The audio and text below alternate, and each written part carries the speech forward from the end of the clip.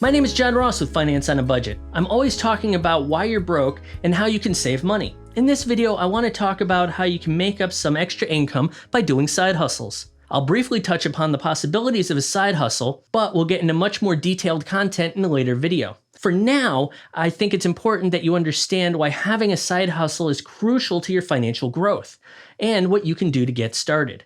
So, be sure to like this video, subscribe, and ring the bell notification. What is a side hustle? Well, it's basically any kind of work that you can do outside of your regular source of income.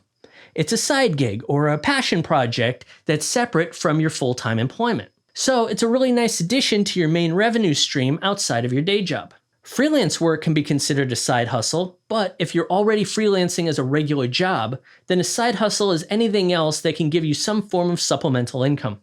I know a girl who turned her passion for creating jewelry into a full-blown Etsy store, and she's only 14, so anything is possible. Personally, I do computer repairs, mostly virus removal, swap out broken fans, replace hard drives, and stuff like that. It doesn't take me all that long, and I can bring in a high professional rate to do it. The search engines promote me, so it works out fairly well with no effort on my part. 1 or 2 each week is a couple hundred extra cash a month. I also do a few other unusual things to bring in the extra money every month. First, absolutely everything that I can put onto a credit card I do. This gets us points back. The points I use as cash to pay back some of what we spent. I don't even try, and I bring in another $75 to $150 a month. The other thing I do is portrait photography. I don't get many calls, but honestly, I don't want them either. They pay well, but I hate lugging the lights around. I prefer the retouching part where I can do it quietly at night. No heavy lifting needed. I consult people during one-on-one remote Zoom sessions. I have access to their computers, and then I teach them how to do stuff. I'm also part of Wyzant.com, where I teach students. I rarely find new clients there, but I still have a regular person who found me. And an old client came back yesterday. This just proves that if you can get your freelancer business posted everywhere and anywhere, then people will find you. I used to teach classes on Photoshop. I developed a video course and I sell it at www.theartofretouching.com. I also had it on Skillshare.com, but over time they slowly removed it from their system. That's a great example of why your business shouldn't be built on a single platform where you have no control over it. Like Amazon, for example. One day I woke up and Amazon shut me down. Future video. So don't get caught with only one revenue source. And this is only 2 examples where I lost monthly income on services that had nothing to do with me. Currently, I have 2 YouTube channels, but they've both started recently, so no money is coming in yet. But I'll give it a few months. You're watching this, aren't you? So there is hope. Based on what I previously said, you can't build a whole business on platforms like this. For example, there was a very popular YouTube channel that was suddenly blacklisted because the channel name was a newly blacklisted word. I can't say that word or they'll tag me too. It's stupid. Point is, hundreds of top channels went down hard because of this single algorithm change. If you want to do YouTube videos, keep it as clean and boring as possible. No trigger words.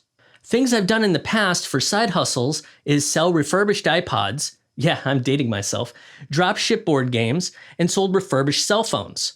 All of them have made me money in times when nothing else was available for us. So I encourage you to try anything you can think of. My wife is a fantastic chef. She should be selling her food.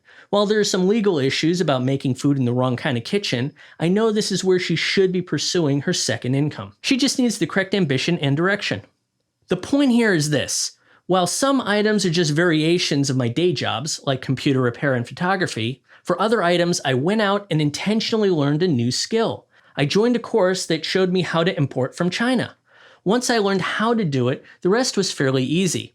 It kept us fed for years. Not only can a side hustle bring you in extra means for paying your bills, it can also give you a great deal of satisfaction since it's usually your passion that fuels you. It's empowering, and it teaches you to be more self-reliant on your way to financial freedom. And if you play your cards right, you might even turn the side project into a full-blown job or business. And I'm really hoping this YouTube thing works out this time. I've tried before, but I'm pretty sure I was ahead of my time.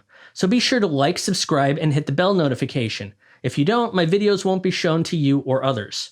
Of course, as with any endeavor, you have to be realistic. I went into this YouTube channel mentality with the hopes of generating revenue within 6 months, not the day I started.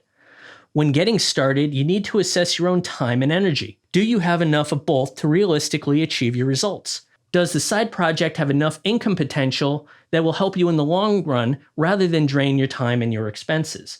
These YouTube videos are a huge drain on my finances and my time. But with the pandemic destroying the photography industry, I needed to do something. As such, you desperately need to make sure that you have a plan for the future and that your side hustle will align with your lifestyle. Start small and just pick one at a time so you don't get overwhelmed. Here are a few ideas to get you started. You can sell online, be a consultant, or get into blogging. You can be a handyman, a website coder, photo retoucher, animator, video editor, or even make dog treats. It really doesn't matter. In fact, I once took a job to change a house's electrical system going from 110 volt to 220 volt. I had no idea what I was doing, but I negotiated a fair price, then hired my own contractor to do the actual work. I said he was my assistant, but who cares? We both got paid and the client was happy. Sky's the limit, really. Pick up a book or watch a video course and learn a new skill. Just make sure that you have a sustainable flow of income and a steady stream of customers before you even think about quitting your day job, especially if you're trying to make ends meet.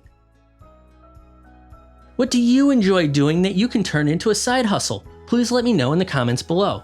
Be sure to give this video a like, subscribe, and ring that bell notification. Thanks for watching.